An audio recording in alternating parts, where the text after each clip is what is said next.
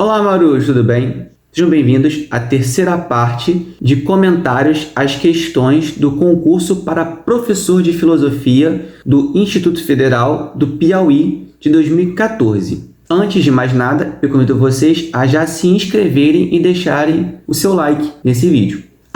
Importante, eu vou dizer o número da questão, depois ela vai aparecer em tela cheia para vocês lerem com calma toda a questão e depois volta para mim comentando as alternativas e dizendo qual que é a certa.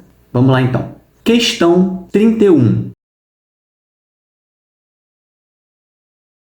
Para Aristóteles, a felicidade é uma atividade da alma conforme a virtude perfeita. Daí a necessidade de investigar a natureza da virtude. A partir da distinção das partes da alma, Aristóteles distingue entre dois tipos de virtude, as dianoéticas e as éticas ou morais. E aí vem um texto com lacunas a serem preenchidas. Virtude, tananã, é a disposição de caráter relacionada com as escolhas e consiste numa relativa a nós, a qual é determinada por um princípio racional do próprio homem dotado de frônesis, prudência. Essa virtude tananã são as virtudes éticas. E aí depois vem mais alguns textos descrevendo um tipo de característica, de virtude do ser humano. E, só para simplificar aqui a explicação, todas elas se referem a frônesis, a prudência também. Então, a resposta é letra A. A primeira lacuna, virtude ética. E a segunda, terceira e quarta lacuna é preenchida com a palavra frônesis, prudência. Questão 32. Um dos elementos basilares da polis grega é a noção de igualdade. Ao longo do século V a.C., a democracia ateniense se aperfeiçoou ao constituir as bases da democracia em geral, ou seja, foram estabelecidos alguns princípios que regem a forma democrática de organização política. Entre os princípios, destacam-se três: isonomia, isegoria e isocracia, que comportam a noção de igualdade. Qual é o significado desses princípios? É uma questão de decoração de termos, ok? A resposta certa é a letra D: isonomia, isocracia e isegoria. Porque nas três proposições, essa é a ordem que aparece. Isonomia, do nome iso, igual, e nomo, nomia, nomos, norma, é o que? Todos são iguais perante as normas, as regras.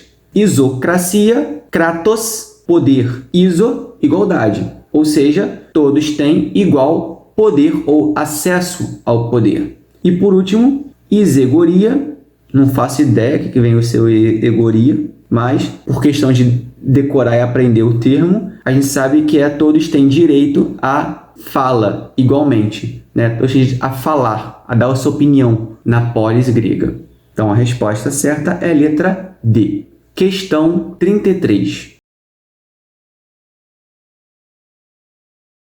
A questão da técnica na contemporaneidade tem provocado inúmeros debates e reflexões, tendo em vista as mudanças que ela tem provocado. Leia os enunciados e assinale a alternativa correta. Então, temos aí 4 proposições e a questão correta é a letra B. Somente a afirmativa 4 é falsa. Então, vamos comentá-la. Diz o seguinte: para Heidegger, na imagem moderna de mundo, a natureza é vista como um conjunto de forças passíveis de ser calculado e que se disponibiliza para a dominação e utilização. Ao entender a técnica pelo viés cronológico, ele a concebeu como uma manifestação posterior à ciência experimental moderna. Entretanto, a técnica está inserida completamente na essência da ciência moderna e não deve ser vista como aplicação dessa ciência. Perceberam que o texto mesmo ele auto se contradiz? Por quê? Primeiro fala que para Heidegger, que vê por um viés cronológico, a técnica é uma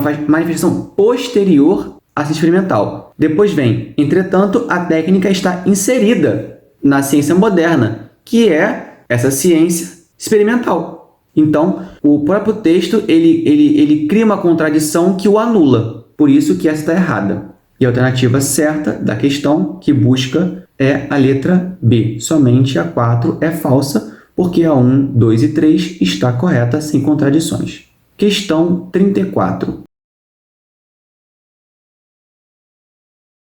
O grau de intervenção da tecnologia na natureza e o triunfo da civilização tecnológica, especialmente a partir das consequências da Segunda Guerra Mundial e a bomba atômica, levou Hans Jonas a desenvolver uma reflexão que contempla a relação entre ética e a técnica. Assinale o enunciado incorreto, que é a letra A. Para Jonas, a condição humana estabelecida pela natureza do ser humano e das coisas está fixada de tal maneira que, sem dificuldades e com clareza, alcança-se o que é bom para o ser humano. É quase que uma piada, né? Porque é exatamente ao contrário, porque a condição humana, a natureza humana, não sabe ver o que é o melhor para o ser humano. E é por isso que ele vive fazendo besteira. Ele vive se autodestruindo e destruindo a natureza. Se a natureza humana soubesse guiar o homem para o que é bom, o ser humano não fazia merda. Então, por a natureza humana não guiar o ser humano para fazer sempre o bom para ele, é que dá todo o problema da técnica, né? Que acaba explorando demais a natureza e destruindo o próprio mundo. Por isso que a alternativa é a letra A. As demais estão certas. Questão 35. Na fase genealógica de Michel Foucault, o conceito de dispositivo denomina alternativa D, o conjunto heterogêneo do dito e do não dito, que abrange discursos, instituições, regulamentos, organizações arquitetônicas, medidas administrativas, enunciados científicos, proposições filosóficas, morais, filantrópicas. Para quem não conhece a filosofia de Michel Foucault, na sua fase genealógica, para ele dispositivo é tudo aquilo que permite uma manipulação, uma mudança, uma compreensão, uma indução, para agir no mundo e ser alguma coisa, para manipular, vamos dizer assim, o ser humano para agir de um jeito ou de outro. Isso tudo é o que é dito e o não dito pelo discurso, pelas instituições, regulamentos, etc, etc, etc. Exemplo, quando a religião cristã católica diz que para se salvar você tem que agir de tal forma, é um dispositivo utilizado pela religião para que os seus fiéis tenham um tal comportamento. Então, quando ela fala o que o ser humano pode ou não pode fazer para ir para o céu, é um dispositivo que ela se utiliza para manipular, se você não acredita na religião, ou guiar, se você acredita, o ser humano a agir. Quando as leis de um país dizem o que você pode ou não pode fazer, o que é um direito e o que é um dever do cidadão, é um dispositivo que ele se utiliza para dizer que naquele país você tem que agir de tal ou de tal forma. É um tipo de manipulação, de controle sobre você. Isso acontece em tudo, nos costumes, na moral, como eu falei, como o Foucault falou, em qualquer situação em que o que você diz ou que você também deixa de dizer também é importante, porque é aquele famoso, você pode dar uma ordem ou você pode se omitir, e nessa omissão você também está dando uma certa liberdade de ação para a pessoa. Por isso que é a letra D. Questão 36. Leia a passagem de Nietzsche. Vocês já leram antes, quando apareceu, Aí vem a questão. A partir dessa passagem, assinale a alternativa que apresenta o aspecto que distingue o discurso filosófico do discurso mítico. A resposta é letra C. A pressuposição de uma unidade sistemática na natureza. Então, o que marcou o surgimento da filosofia, que foi pelos filósofos pré-socráticos, os filósofos da natureza, foi exatamente entender que a natureza ela possui uma unidade, um princípio, que vai gerar aquele conceito chamado de arqué. As explicações anteriores dadas, que são as mitológicas, são explicações diversas, múltiplas, plurais, porque cada uma delas vai dar uma explicação diferente de como surgiu a Terra, o universo, as coisas, e até mesmo o mesmo autor vai tendo múltiplas ideias sobre a origem, o que não faz sentido porque, teoricamente, só existe uma explicação. E a novidade de Tales de Mileto, segundo Nietzsche, é que ele observou que tem que existir essa unidade sistemática na natureza, e foi quando ele apontou que a origem do universo se dá através da água, e da água tudo se cria através do processo, né, de transformação dessa água primordial. Então, vemos aqui que a novidade introduzida pelos pré-socráticos é essa visão. Daí que o discurso filosófico se distingue do mitológico. Letra C, questão 37. A ciência moderna se opôs ao pensamento medieval e à filosofia clássica. Assinale a afirmativa que apresenta 3 características básicas da ciência moderna. Resposta: letra D. O método experimental, controle técnico da natureza e quantificação dos fenômenos. Então, uma novidade do pensamento moderno é exatamente o surgimento da ciência moderna. E o que se caracteriza a ciência moderna? Método experimental. Ou seja, agora as investigações na natureza são feitas através de experiências, não são mais especulações, não é mais teorias, é uma prática. Então você mede, você testa, você compara. Controle técnico da natureza, porque você utiliza agora técnicas para medir a natureza, e quando você mede e descobre padrões, você meio que controla a natureza. O que eu quero dizer com isso? Por exemplo, quando você consegue prever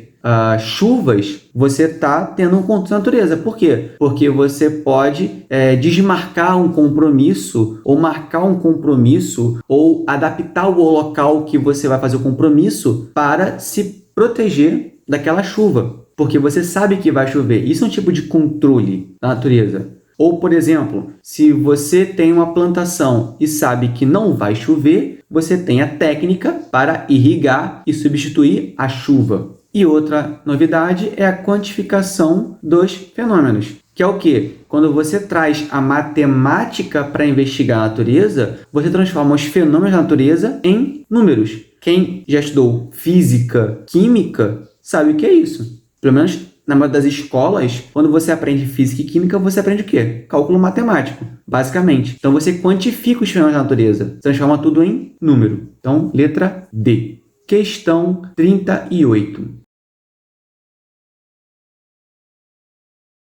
Ao longo do século XX, o conhecimento científico e, por conseguinte, as ciências adquiriram espaço privilegiado nas discussões sobre a contemporaneidade. Compreender o conhecimento científico em seus desdobramentos lógicos, linguísticos, éticos, etc., bem como sua história, metodologias e hipóteses, são objeto de investigação da filosofia da ciência. Sobre esse conteúdo, leia os enunciados e assinale a alternativa correta. Então, temos aí 5 enunciados e a alternativa correta é a letra E. As afirmativas 2 e 4 são verdadeiras. Então, vamos ver as erradas. 1.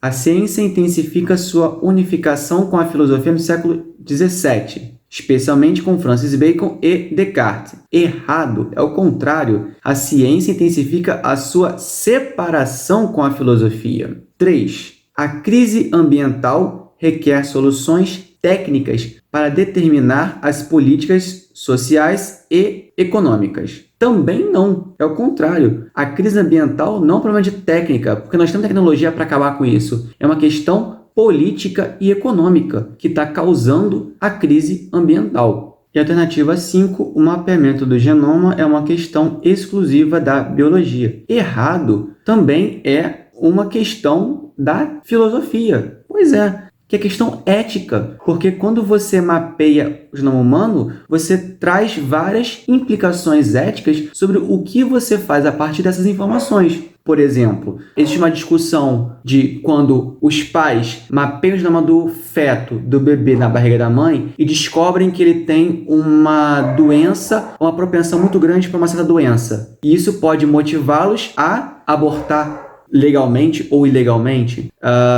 possibilidade de você manipular o genoma humano e aí você criar humanos perfeitos, tal como naquele filme Gattaca. É certo ou não é certo fazer isso? Então, a questão também dos transgênicos, né, que é você manipular o genoma de animais e de plantas, colocando, né, coisas de outros seres, né, de bactérias, de outros animais e plantas e misturar genomas para poder você criar espécimes modificadas geneticamente. Que não se sabe até onde isso pode criar um problema no meio ambiente. Então, isso tudo é uma questões éticas, e ética é filosofia. Então, o mapeamento de genoma não é uma questão só da biologia, também é uma questão da filosofia. Então, reafirmando, a questão correta da 38 é a letra E. Só a 2 e a 4 são verdadeiras. Questão 39. Em uma discussão sobre a natureza da instituição artificial do Estado, Thomas Hobbes apresentou sua célebre concepção: o homem é o lobo do homem, que indica. Resposta, letra B. O estágio natural em que cada homem goza de total liberdade, tendo todos os direitos, o gozo da liberdade absoluta e os instintos naturais geram a desconfiança, o medo e o estado de guerra de todos contra todos. Pois é, para Hobbes, o ser humano naturalmente é mau, injusto, perverso. Então, para ele, quando não existia uma sociedade para colocar limites à liberdade humana, o ser humano que agia pelo seu instinto fazia tudo o que bem entendia com qualquer um. E todo mundo agia assim. Por isso que é uma guerra de todos contra todos. Então, essa é a resposta certa, letra B. Questão 40.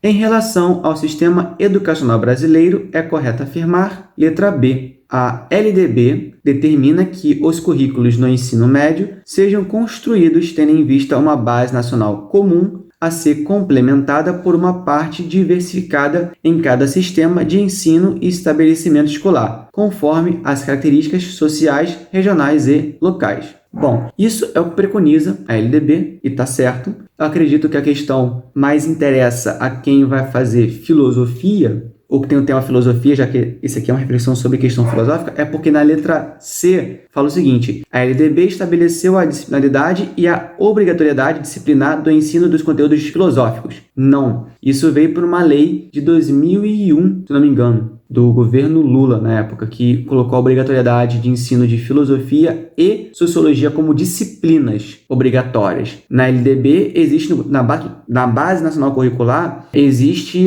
somente temas, né, filosóficos, mas que eram para ser abordados de forma transdisciplinar. E também está aqui, né, na letra D, a reforma curricular implantada pela LDB para ensino médio estabeleceu o pertencimento da filosofia à área de ciências sociais e suas tecnologias. Não é ciências sociais, é ciências humanas e suas tecnologias. Eu também não sei se foi na LDB que isso foi colocado, estabelecido. A A coloca na educação básica a educação superior e não pertence. A educação básica é o ensino fundamental e o médio. E a letra E diz que a educação deve privilegiar o mundo do trabalho. Não. A educação deve sim olhar para o mundo do trabalho, mas não privilegiar. Por isso que a resposta certa é a letra B. Ok?